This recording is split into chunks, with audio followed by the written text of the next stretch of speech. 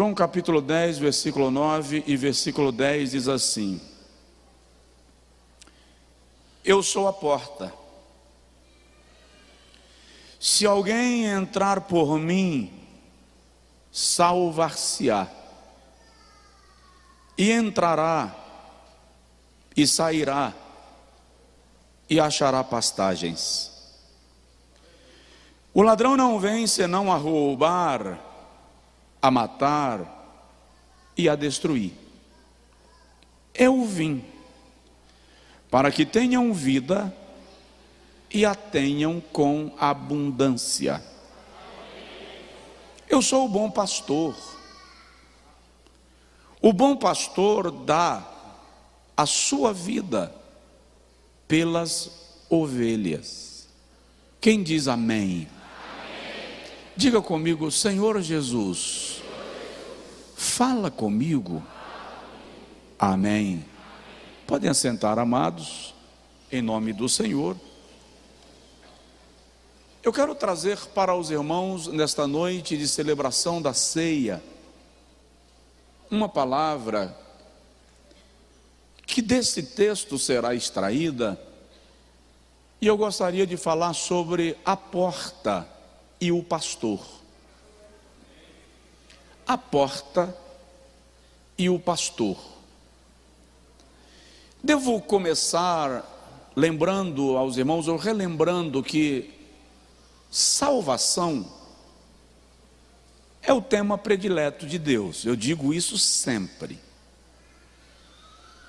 Tudo que Deus faz, faz para salvar. O coração de Deus se alegra em salvar. A Bíblia Sagrada diz que existe mais alegria no céu por um pecador que se arrepende, do que por 99 justos que não necessitam de arrependimento. Esse texto é extraordinário. Outro dia eu vou falar disso, porque alguém pensa que os 99 justos que não precisam de arrependimento somos nós, mas na verdade nós somos os pecadores que se arrependem, tá? Mas eu vou falar sobre isso em outro dia.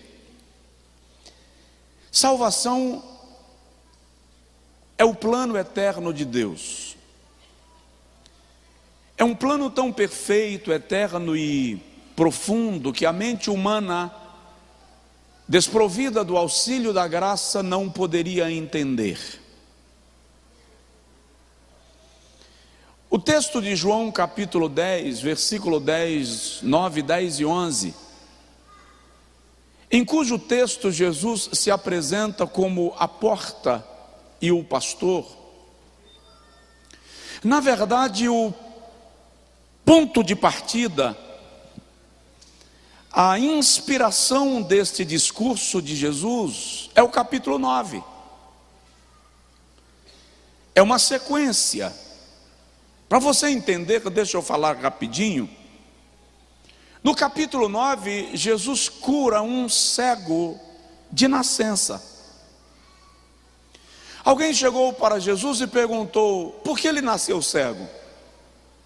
Ele pecou ou os seus pais pecaram? Aí Jesus disse: não, nem ele pecou, nem os seus pais pecaram. Ele nasceu assim para que nele se manifeste a glória de Deus. Jesus então, diz a Bíblia, cura o cego. Porém, quando Jesus cura o cego e o cego aparece curado no templo, os fariseus reconhecem o cego e perguntam para o cego: tu não eras aquele que era cego? Ou tu não és aquele que era cego? E ele diz: sou. E como agora tu vês? Como você está enxergando?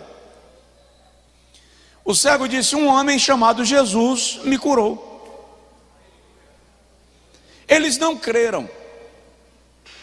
Como não creram, foram aos pais do cego. Não, eles não queriam ir aos pais do rapaz que estava enxergando. Eles queriam o pai do cego.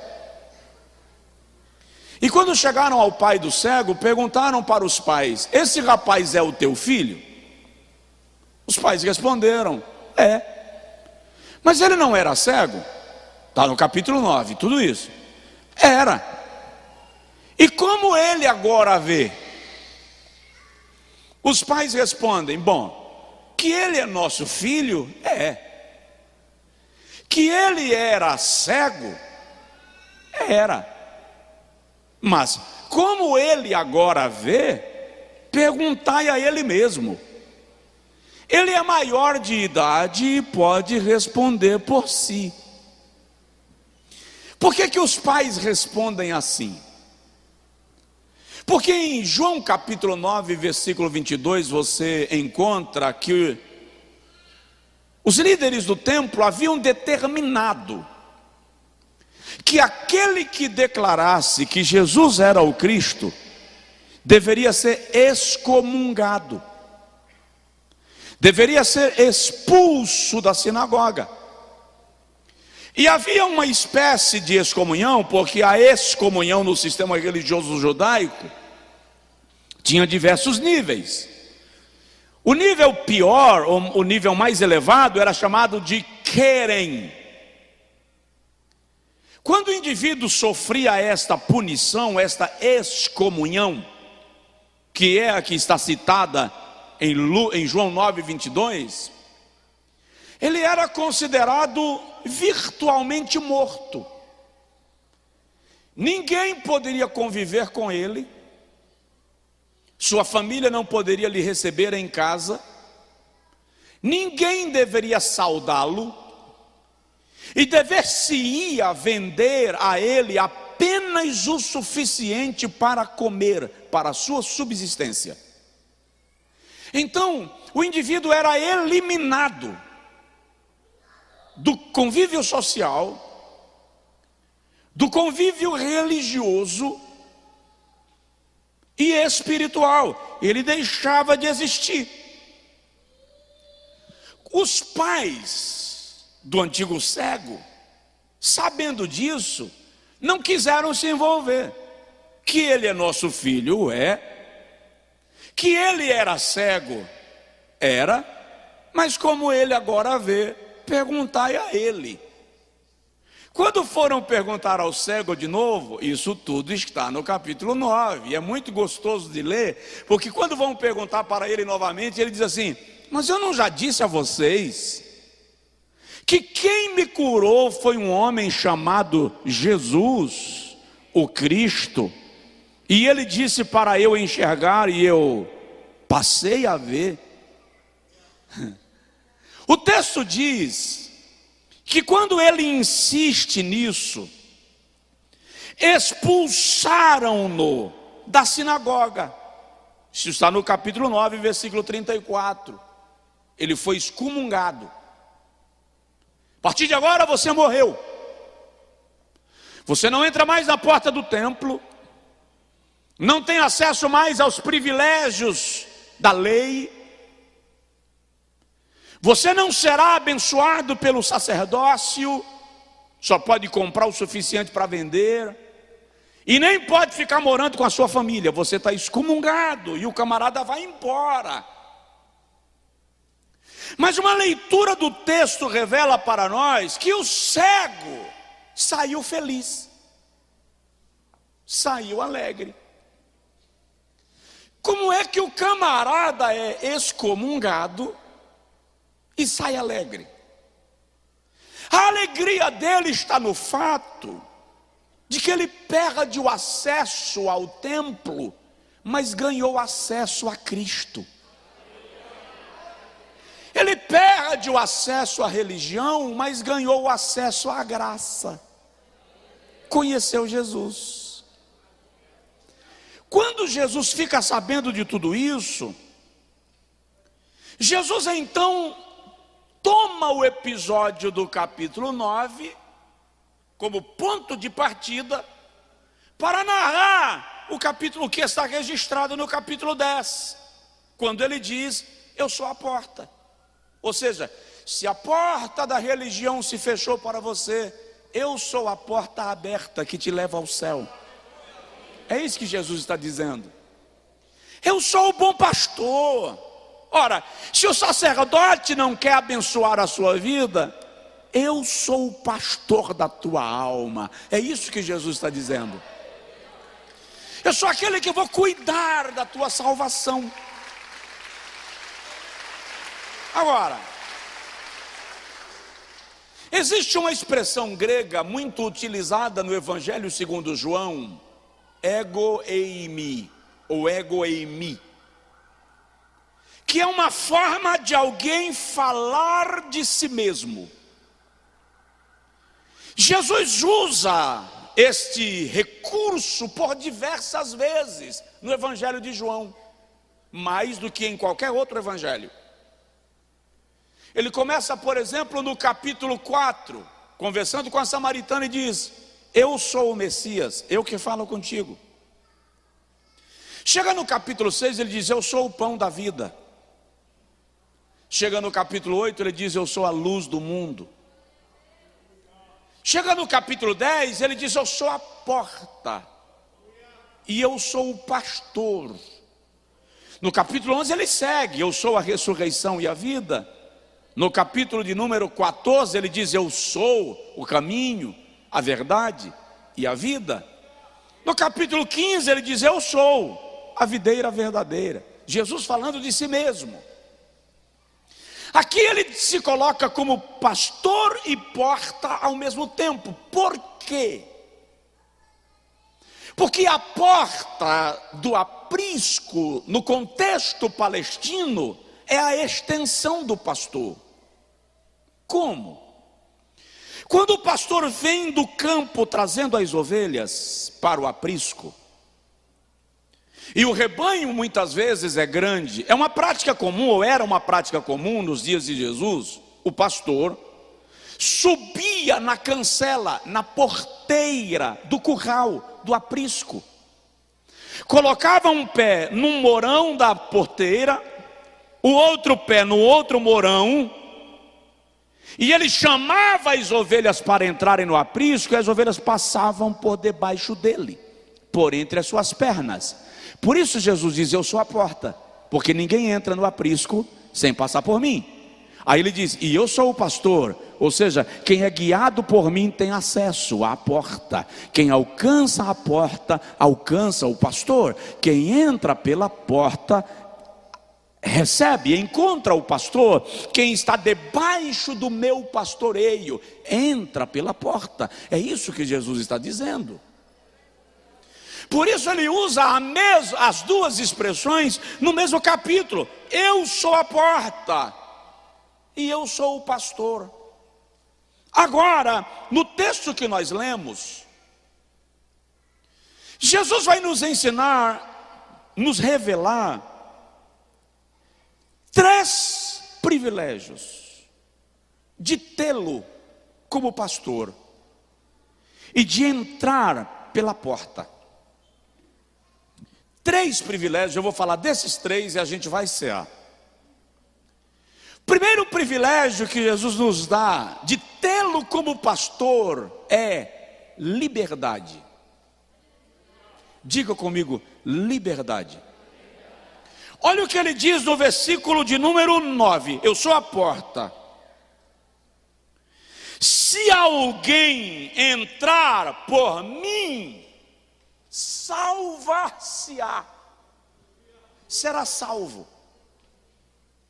Entrará e sairá. A expressão entrará e sairá dá a ideia de acesso livre, permissão para chegar, permissão para sair.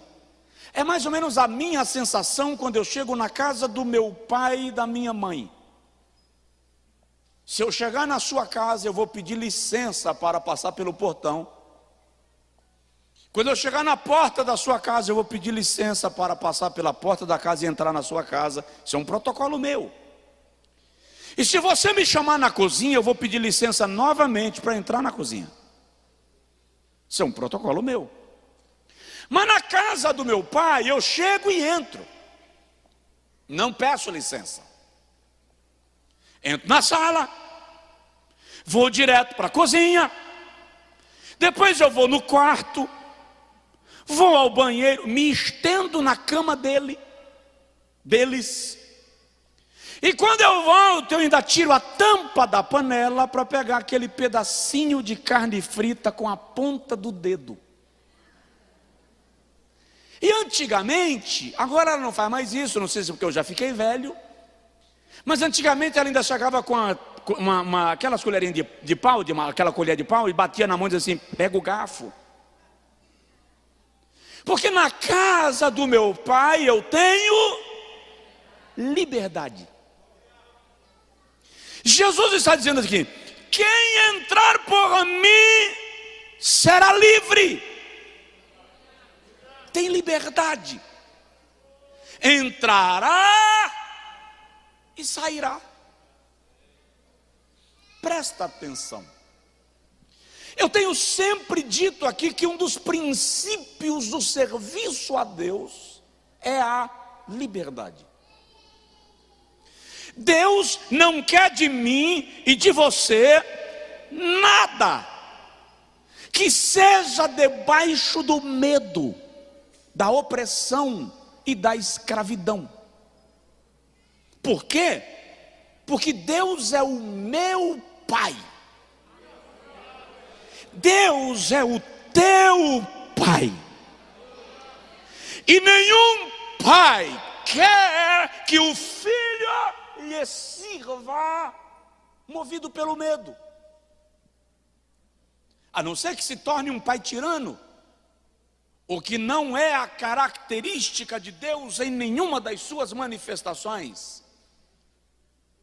João capítulo de número 1, versículo de número 15, versículo 12, João diz assim: veio para o que era seu, falando de Jesus, mas os seus não o receberam. Mas a todos quanto receberam, deu-lhes o poder de serem feitos filhos. Diga comigo, filhos. Repete, filhos. Ah, faz mais gostoso, filhos. Filhos de Deus. Não por causa da vontade da carne, mas por causa da vontade de Deus. Romanos capítulo 8, versículo 15 a 17. O apóstolo Paulo diz assim: o mesmo Espírito testifica com o nosso Espírito que nós somos filhos. E ele diz que Deus não nos deu espírito de medo, mas espírito de temor e de adoção, pelo qual clamamos: Abba, Pai, meu Pai, papai. Relação de paternidade. Jesus está dizendo: quem entrar por mim entrará e sairá, tem acesso livre. Por quê? Porque é filho. E o incrível, filhos livres. Filhos livres. Liberdade é o propósito da cruz. Jesus não te libertou do pecado para te tornar escravo da religião, para te tornar escravo dos conceitos humanos. Quem pretende te escravizar a tua mente, está negando a verdade da cruz. Levítico capítulo 25, versículo 10. O Senhor diz assim: proclamareis liberdade a todos os moradores da terra. Isaías capítulo 61, quando o profeta profetiza, e detalhe, lá na frente em Lucas capítulo 4, versículo 18, Jesus está na sinagoga, lhe entregam o rolo do livro de Isaías, e ele lê exatamente o que para nós é o capítulo 61 de Isaías, quando diz assim: o Espírito do Senhor Jeová está sobre mim, porque ele me ungiu para pregar boas novas aos mansos, enviou-me a libertar os cativos, a declarar abertura de prisão aos presos. O que é isso? Liberdade. Romanos capítulo 6, versículo 14, Paulo diz assim: porque o pecado não tem mais domínio sobre vós, porquanto não estáis mais debaixo da lei, mais debaixo da graça. Aí no versículo 18 ele diz: agora, pois, livres do pecado, tendes o vosso fruto para a santificação. Gálatas capítulo 5, versículo 1, Paulo diz assim: para a liberdade Cristo vos libertou. Permanecei, pois, firmes, e não retorneis ao jugo da escravidão. Que mais? João 8,32, e conhecereis a verdade, e a verdade vos libertará. 36, se pois o Filho vos libertar, verdadeiramente sereis livres.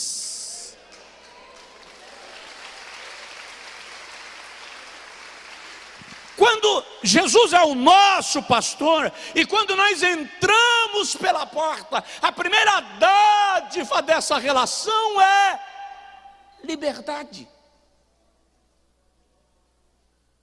Você não é obrigado a ser crente, você não é obrigado a ir para a igreja, você não é obrigado a ofertar, você não é obrigado a cantar, você não é obrigado nem a ir para o céu. Na verdade, a única coisa que o indivíduo vai fazer, obrigado, é ir para o inferno. Porque ele escolheu ir, mas na hora de entrar lá ele não vai querer, aí ele vai ter que entrar. Mas o céu é para aqueles que entendem que o princípio da salvação é a liberdade. Jesus te fez livre. E eu te provoco e te digo: não deixa ninguém te escravizar. Aí Jesus diz: entrará e sairá. Diga comigo: entrará e sairá. O maior gozo que um homem pode sentir é o gozo de entrar na presença de Deus. O privilégio de ter acesso a Ele. O salmista diz: alegrei-me quando me disseram, vamos à casa do Senhor. No Salmo 34 ele diz assim: uma coisa pedi ao Senhor, tranquila. No Salmo 23, oração. Oração te nutre. Deus não quer te levar a oração a trancos e barrancos. Ei, Deus não quer que a oração seja para você algo necessário. Olha para mim. Deus não quer que a oração seja para você algo necessário.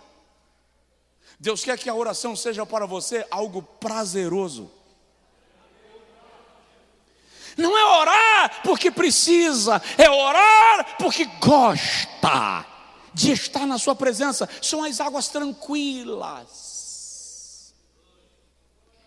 Alguém me escreveu essa semana numa rede social e disse assim: eu vou orar, pastor. Estou esperando sair da virose para eu fazer um propósito de oração. Não, eu não censuro a mentalidade dessa pessoa. Por que eu não censuro?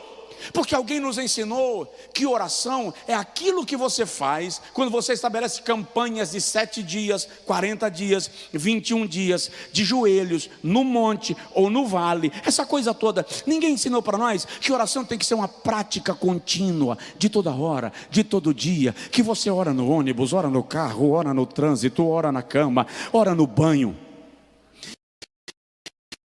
É importante você ter os joelhos diante do Senhor, é claro que é importante, mas a sua vida de oração não pode se resumir ao momento que você está de joelhos. Você está nas águas tranquilas, como o cervo brama pelas correntes das águas, assim suspira minha alma por ti, ó Deus. O cervo, a corça, recebeu um faro privilegiado. Ele consegue a quilômetros de distância sentir cheiro de água. Para quê? Porque quando ele fica muito tempo longe das águas, o seu corpo exala um odor que serve de radar para os seus predadores. Serve de localização para os predadores, e os predadores vêm na direção. Então o cervo, a corça, precisa saber em que direção estão as águas, porque quando ela pressente o predador, ela já sabe a direção que vai correr e pula na água pega e mergulha, e o predador não entra. Ei, você precisa saber a direção que você vai. Quando o predador chega, quando a ameaça cerca, seu lugar é na oração. Entrará e sairá, encontrará pastagens. Salmo 23, o salmista diz: guia-me aos pastos verdejantes, o lugar onde eu me alimento. Ei, quem tem Jesus como pastor não morre de fome espiritual. Quem tem Jesus como a porta sabe onde tem comida. Lembra de Elias, fugindo de Jezabel, angustiado, desesperado, querendo morrer. 1 Reis 19, quando chega no deserto, Elias senta debaixo de um arbusto e dorme. Quando ele dorme, de repente, a Bíblia não diz quanto tempo passou, mas o fato é que alguém o acorda.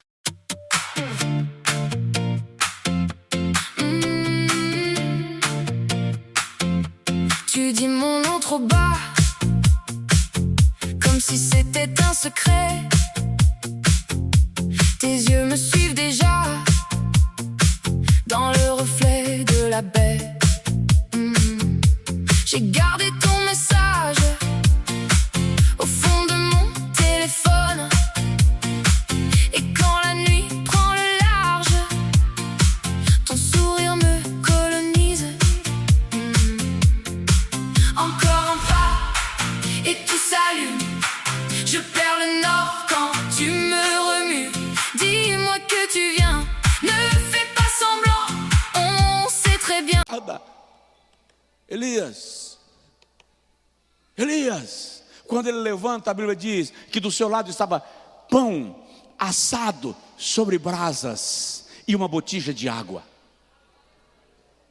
Diz aí para a pessoa do seu lado: Deus está cuidando daquilo que te fortalece. Elias comeu e dormiu. Quando ele come e dorme, dá um tempo, o anjo chama de novo. E quando ele abre os olhos, o anjo diz assim: come novamente, porque o caminho é longo. E lá está pão assado sobre brasas e água. Ei, era deserto. Como é que tem um camarada no deserto me dando pão assado e água fresca e eu nem percebo? Qual é o problema? Às vezes nós estamos igual a Elias. Estamos tão tomados de angústia, tão cercados pela aflição e pela apreensão, que não percebemos quando um anjo nos acorda para nos dar comida. Você nem está percebendo que Deus está te alimentando, te nutrindo. Você pensou que não iria passar essa semana e Deus te fez chegar aqui no domingo. Você pensou que não iria atravessar o ano passado e Deus te fez chegar no ano seguinte. Por quê? Porque Ele vai te alimentando, vai te nutrindo, vai te fortalecendo, vai te suprindo. Por quê? Porque quem entra e sai na minha, pode aplaudir, na minha presença, encontrará pastagens. Vou terminar. Primeira bênção de ter Jesus como pastor é liberdade. Seja livre. Faça a sua mentalidade ser livre. Segunda bênção de ter Jesus como pastor é edificação, ser alimentado. Terceira bênção de ter Jesus como pastor está no versículo de número 10. Jesus diz assim: o ladrão não vem senão para roubar, para matar e para destruir, mas eu vim para que tenham, para que tenham, para que tenham vida. E não é uma vida qualquer, não é a vida automática, não é ter vida só porque nasceu. Jesus está dizendo assim: eu estou falando de vida abundante.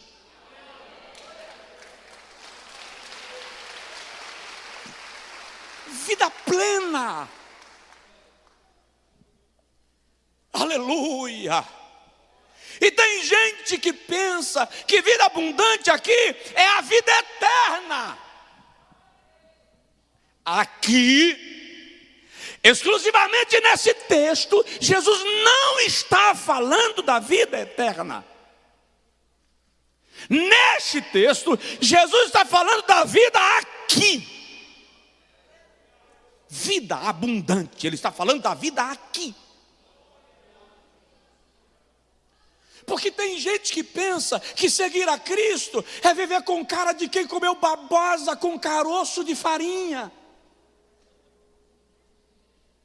Vida amarga, azedada.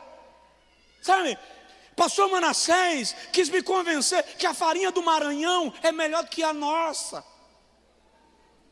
Que os maranhenses me perdoem. Mas a farinha do Maranhão, irmão, tem uns caroços que parecem umas britinhas.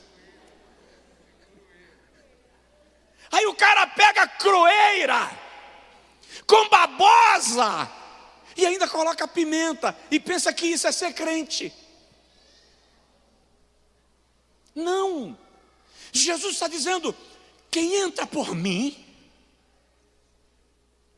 quem me tem como pastor,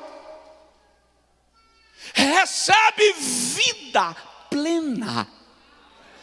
Ei, qualidade de vida. Vida leve. Vida perene. Vida serena. Não é viver amargurado como se a fé fosse um colchão de espinhos. O plano de Deus é que a vida do crente seja uma vida de gozo no Senhor. Paulo diz que no reino de Deus, a base do seu reino é alegria, justiça e paz. Vida abundante é isto. É você perceber todas as áreas da sua vida sendo orquestradas, sincronizadas pela operação de Jesus. Eu vim te dar vida, vida abundante. Primeira epístola de João, capítulo 5, versículo 14, João diz assim: quem tem o Filho de Deus tem a vida. Ah, lá vai uma pergunta chata: você vive ou apenas existe? Você vive ou perambula pelo mundo? Você vive ou apenas acorda e sai para a labuta? Você vive ou a morte é uma esperança?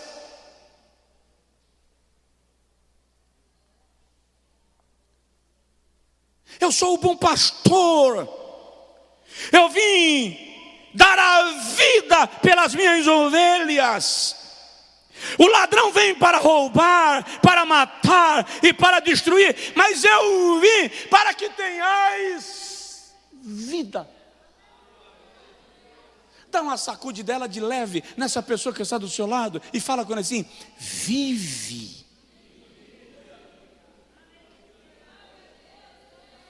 O cabiaste que é estandalagai, rolou suriando lagaste.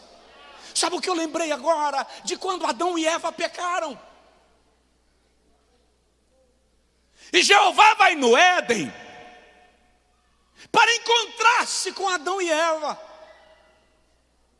E quando Jeová chega diante deles e vê que eles estavam nus, a Bíblia diz que o Senhor fez para eles vestimentas de pele de animal. Os textos mais antigos falam peles frescas de animais. O que é pele fresca? Pele ensanguentada.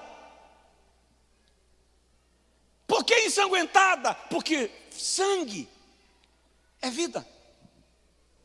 Então quando o Senhor cobre Adão e Eva com sangue de um animal sacrificado por causa deles, Deus estava dizendo: eu vou cobrir a humanidade com a minha vida.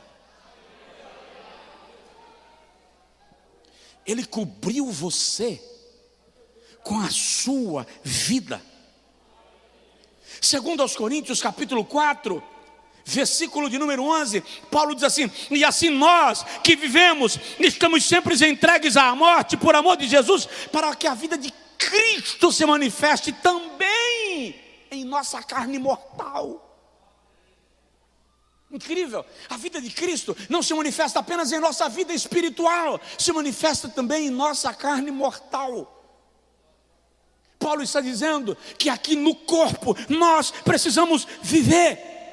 Capítulo 5, versículo 5 da segunda carta aos Coríntios: quem para isto mesmo nos preparou foi Deus, o qual também nos deu o seu Espírito.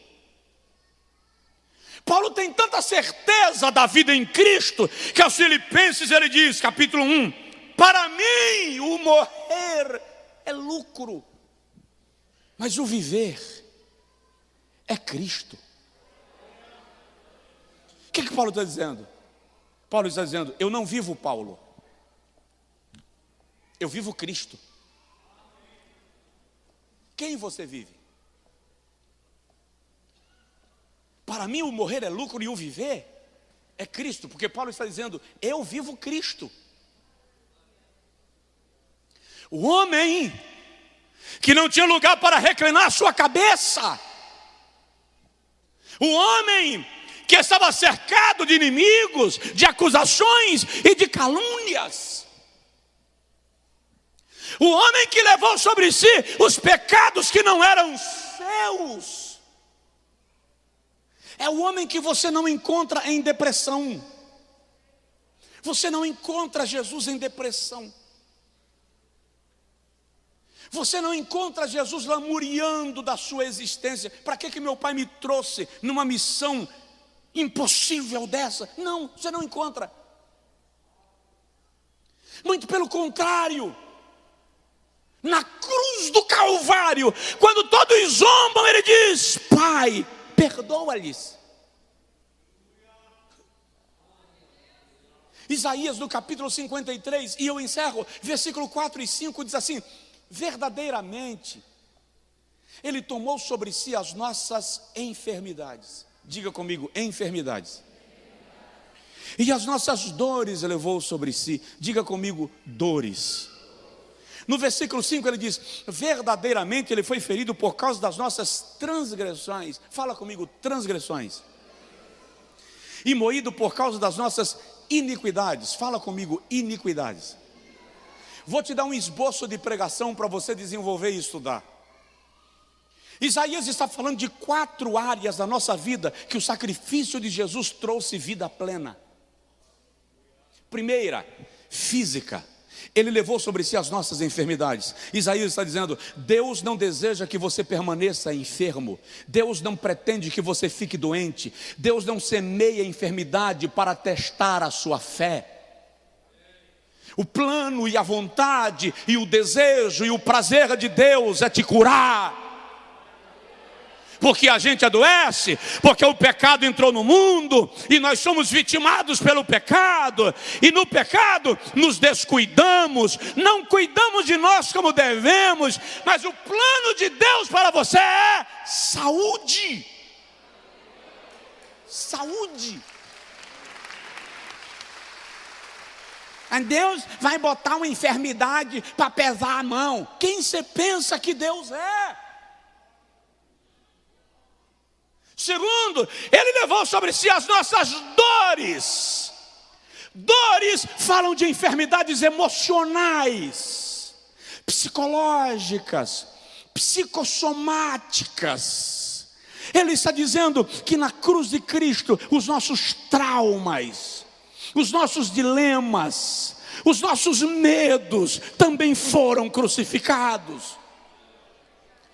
Vida abundante é ter saúde física, mas ter a sua alma curada, a sua alma tratada. Tem um bocado de gente na igreja que ora de furar o chão, jejua de fazer inveja a quem está lá nos países sem comida, mas a alma é ferida, vive azedo e amargo. Gente que se diz cheio do Espírito Santo, mas não consegue olhar para o outro sem apontar um defeito, não consegue olhar para o passado sem xingar, resmungar sobre alguém. Ora, seja curado. Jesus veio te trazer vida abundante. Vida abundante. Provoca o vizinho, fala com ele assim: vida abundante, vida abundante, vida plena. Aí Isaías diz que o Senhor também levou sobre si as nossas transgressões. Transgressões aqui são doenças morais. Como é a sua história? Você tem vergonha da sua história? Do seu passado? Ah, pastor, tem coisa que se eu contar, quem morreu se mexe no caixão. Sério? Jesus está dizendo assim: eu sou o pastor, eu sou a porta. Se você chegar para cá, se você entrar por mim, você será salvo. Eu vou te dar liberdade, eu vou te dar edificação, e eu vou te dar vida abundante. E quando você recebe vida abundante, Jesus está dizendo: não precisa viver crucificado no teu passado. Por quê? Porque eu já tomei sobre mim as tuas transgressões, as maluquices, idiotices, babaquices que você já fez na vida, as coisas ridículas que você já fez na vida e que hoje te envergonham. Jesus está dizendo: encosta para cá, passa para cá, que eu curo você das tuas transgressões. E o incrível: e dos teus pecados não me lembrarei mais. Mas ele também levou sobre si as nossas iniquidades, nossas feridas espirituais. Ele nos cura do poder do pecado. Para quê? Presta atenção numa coisa: enquanto o pecado reina na nossa vida, Satanás tem um anzol preso em nós. Aquele pecado que é a tua prática comum, habitual e viciosa, é o anzol que Satanás utiliza para te puxar cada vez que ele quer que você sirva a ele. Jesus diz: eu sou a porta, eu sou o pastor, entra pela porta, me tenha como pastor, que eu chego lá e tiro o anzol. Aquilo que te prendia não te prenderá mais. Aquilo que te escravizava não te escravizará mais. Estava pregando em Goiás um tempo atrás, numa cidade chamada Séries. Lá os irmãos me levaram num pesque pague. Pesquei sem pagar, mas era um pesque pague. E eles jogaram, o irmão chegou e jogou um saco de ração no lago. E aparecia peixes que chega assim, embolava. Ali, irmão, eu pesco tonelada. Porque ali, pesca, ali não é você quem pesca, é o peixe quem vem.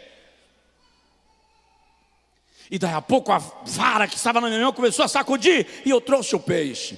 Quando eu fui tirar o anzol, o irmão chegou assim: não, pastor, assim o senhor machuca. É preciso tirar sem ferir. E ele pegou e foi me ensinar: você tira o anzol com carinho. E ele foi e tirou o anzol e soltou o peixe. E quando colocou o peixe na água, ele deu aquela sacudida e desapareceu entre as águas. O que Deus quer fazer com você nesta noite, a partir desta noite, é tirar da tua boca o anzol que te mantém preso na linha. Isso é vida abundante. Fica de pé, por favor. Vida abundante não é viver acabrunhado, amargo e azedo. Ei, em nome de Jesus, seja livre para viver.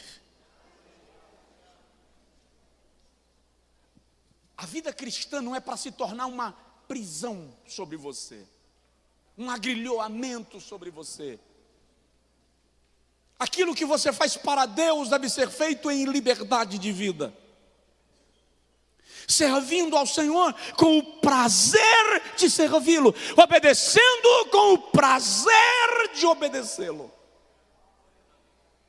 Livre, com vida abundante. 2022, em nome de Jesus, é o ano que você vai descobrir vida plena, abundante, viva. Pare de apenas respirar, viva. Não aceite sobre você aquilo que te sufoca. Deus não te colocou numa panela de pressão para ver o quanto você aguenta. As provações virão, as lutas virão, mas o Senhor quer que você atravesse-as vivendo, reconhecendo que Deus está no controle de tudo na tua vida, porque Ele é teu Senhor e Salvador. A minha oração com você agora é essa, e é essa que você vai fazer. Senhor, diga para Deus com as suas palavras, mas diga para Deus: eu quero desfrutar dessa vida, a vida abundante, a vida plena. Sabe, quando Jesus diz que nós devemos ser como crianças, Ele não está falando apenas de inocência, Ele está falando de liberdade. Liberdade, leveza. É disso que o Senhor está falando.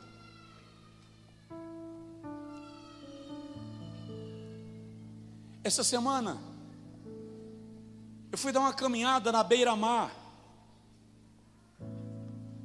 Catarina estava comigo. Aprendi algumas lições essa semana, ela fazendo e o Senhor me dando umas aulas.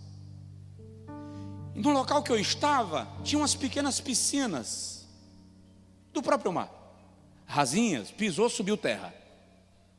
E ela estava brincando lá, enquanto ela estava com a menina que a acompanhava. Quando eu disse vamos caminhar com o pai, ela veio. E aí ela não quis mais caminhar na piscininha, ela quis caminhar dentro da água. E à medida que ia caminhando, ela queria descer mais. Não, papai, vamos até o verde. O seu verde é fundo, você me pega no colo. Quando eu cansei, eu falei, vamos voltar para a piscina. Ela disse, não, a piscina não, tem o mar, eu não quero a piscina. Eu aprendi uma lição. Quantas vezes Deus coloca diante de você o mar, e você está se contentando com a piscina. Deus te deu a liberdade, mas você gosta da cela, da prisão. Ele te deu a paz, mas você ficou viciado no ambiente de conflito.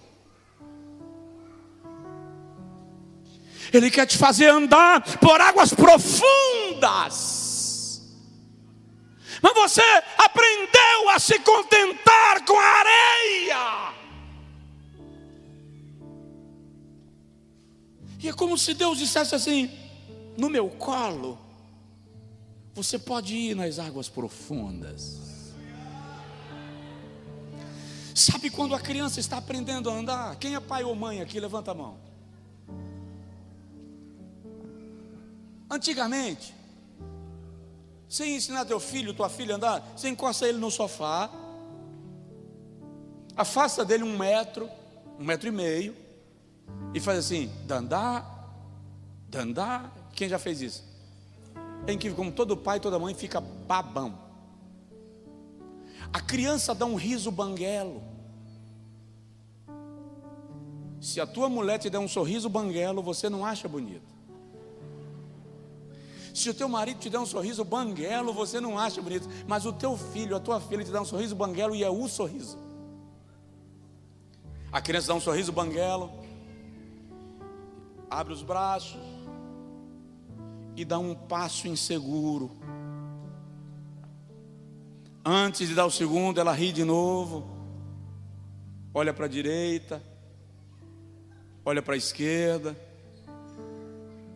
e dá o segundo passo inseguro. Agora ela ri, porque agora ela conseguiu, mas agora o corpo balança, ela sabe que não dá para dar o terceiro. Aí a criança tenta olhar para trás para ver se dá para voltar, mas ela não sabe fazer a curva. O que a criança faz? Transforma a ponta dos pés em amortecedores. Os braços estavam abertos assim até agora. Agora ela vem para cá, estende os dois braços e faz assim. Ela se projeta, para quê? Para pular no colo do pai, no colo da mãe. E é incrível, ela não vai alcançar o pulo porque ela ainda está longe. Mas você se joga na frente dela, se esborracha, mas não deixa ela cair no chão.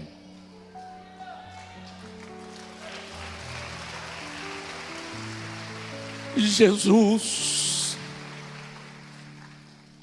falando de vida abundante, diz assim: se vós, sendo maus, sabeis dar boas coisas aos vossos filhos, quanto mais o vosso Pai Celestial, Ele sim saberá dar coisas boas àqueles que lhe o pedirem. Qual é a lição? Você já deu os 2 passos que podia dar sozinho. Você não consegue dar o 3º passo, e se tentar vai cair. Então, se joga nos braços do Pai. Pula. Mas eu não alcanço. Pula, porque Ele alcança. Não é você quem alcança Deus, é Deus quem alcança você. Pula. Pula. Vive vida abundante. Senhor, tira o teu filho, a tua filha da prisão espiritual, emocional, física. Cura-o das enfermidades físicas, das doenças psicossomáticas, dos transtornos. Senhor querido, tira-o da escravidão do passado, livra-o do peso das iniquidades. Faz a tua igreja viver vida abundante. Vida abundante. Opera isto na vida dos teus filhos e das tuas filhas, Senhor, em nome de Jesus. Só quem quer pede ao Senhor: eu quero viver vida plena, vida abundante. Diz isso para Deus.